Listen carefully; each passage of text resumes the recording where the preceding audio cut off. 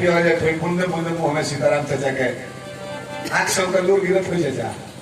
दरवा सब कहत को कि छोटकी बेटी है नहीं खाई छोटकू दमदा नहीं खाई यार कहा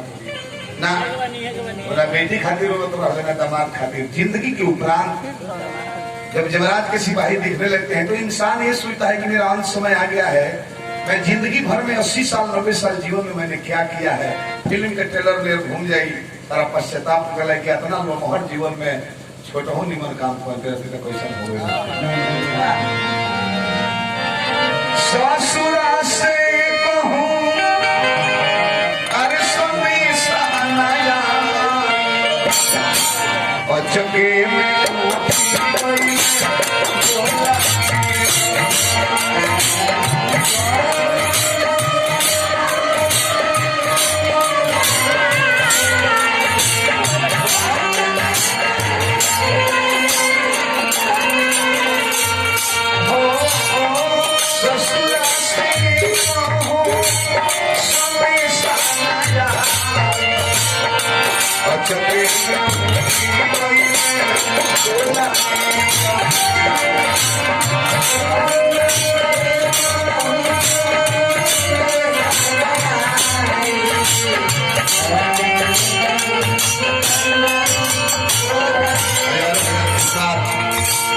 सदस्यगण भतीजा नाती पोता छोटका दमाद बेटी सभी नौकरी सभी रुपये जाओ बोला था निम्न प्रतिष्ठा बनावे रही दुर्गा पूजा में क्या चल पे मेरी 15 दिन भरा दुर्गा पूजा एक से लेकर 10 दिन भसान के 5 दिन बाद से दीप निकाले ना जिसमें खाए थे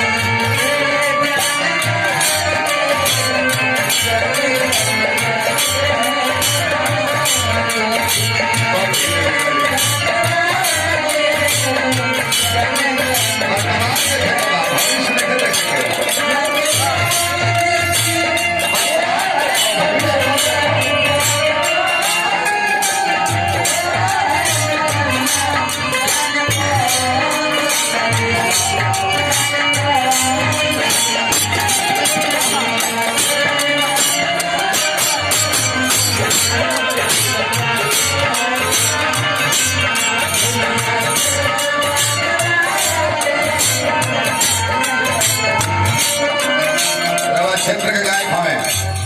बैनाथ शर्मा हमारा गुरु के गुरु गौतम तूफान काबत रहने उनका से टाइमिंग का ख्याल नहीं रहा बर्बादी के लायक तो राधे सरवसी आई ये कौन है टाइमिंग कब करना है हैंडल करबो स्पीड पहले बड़ा तो कंप्रेसर से बता इंजन चालू रही ताकि हवा में चलो पहले ही गिरा चला भगुनो तो लोग बैठ मारो टाइमिंग हर चीज का जरूरी है टाइमिंग कब है वोट के दिन में वोट दो आगे महीने के बाद वो बात है बराछा होई तिलक होई मटकोर होई दिया होई दुल्हन के विदाई होई और यहाँ कौन सुहागरा पड़ेगा आगे तिलका के दिन में भाई हम मनेगा पर भेज देते हैं तो भी हो जाएगी वही का इस हर चीज के नियम बा कावना बरा निर्गुण गाव बा कावना बरा पूर्वी गाव बा कावना फंक्शन में पवन निर्गुण गाव बा कावना बरा का खाए के बा ये कुल नियम है ये जी बात वाला में धरो भाई लूड़ा साहूरा छाऊना सिखाया दरिया करो होनी होना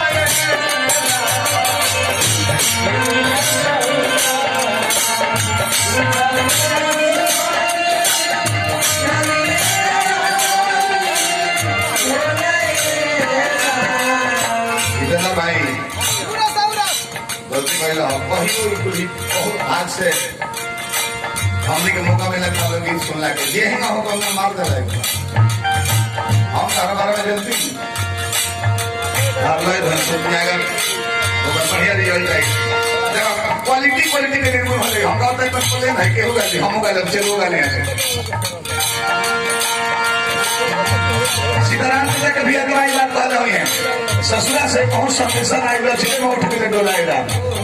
ये मर्दों पर आन थी गीत गवाली ये जीव रूपी गुनाह लोग के कहता है कि ना कोनो संदेश आए ना फोन आई पछके में डोला उठ गई बाकी फिर जीव सोचेली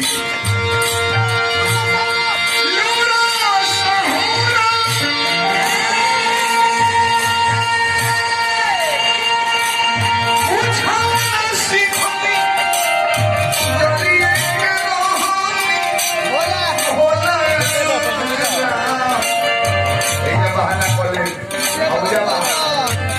पूछी है बोलौआ पूछी है सजा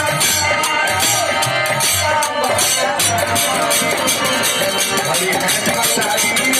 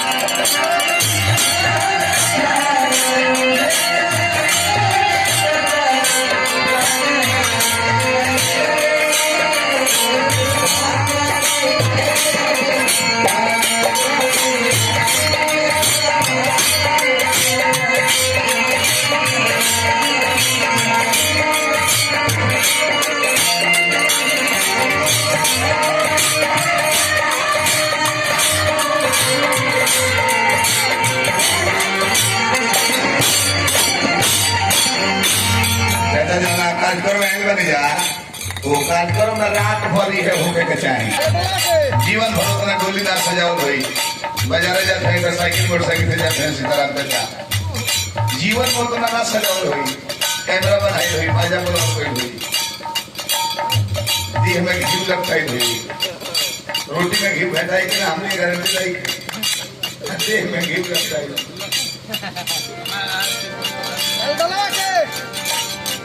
सजा के अकेले ना जवान जुटो लाले लाले डोलियो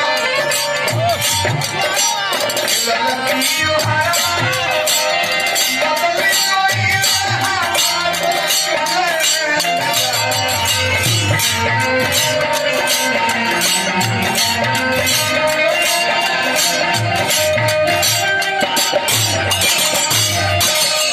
जितना लो जियो तनी सभे बेईमान हो रमनाथ भैया सभे बेईमान है भैया अरे अपना मुल्किनी के विदाई ऐसे करो कोई अपना औकात खोता भी गाड़ी ले कोई स्कॉर्पियो ले को बुलेरो ले को सफारी ले को फॉर्च्यूनर ले के हो गरीब हो साइकिल पर बैठा करके चले जाए मंत्री जो हेलीकॉप्टर से लेके जाता है क्यों बोला मुंह पैसा ना एगो रिक्शा वाला मुंह संदर्शित ये कहा हमारे बराबर दृष्टि से आज है मोदी मुंह पहला लिया तो नीतीश मुंह ऊपर एक गाड़ी बा जीवन भर ब्रांडेड पहनने वाले कपड़ का कोई ब्रांड नहीं होता एक ही रहेला चाहे के हुआ हो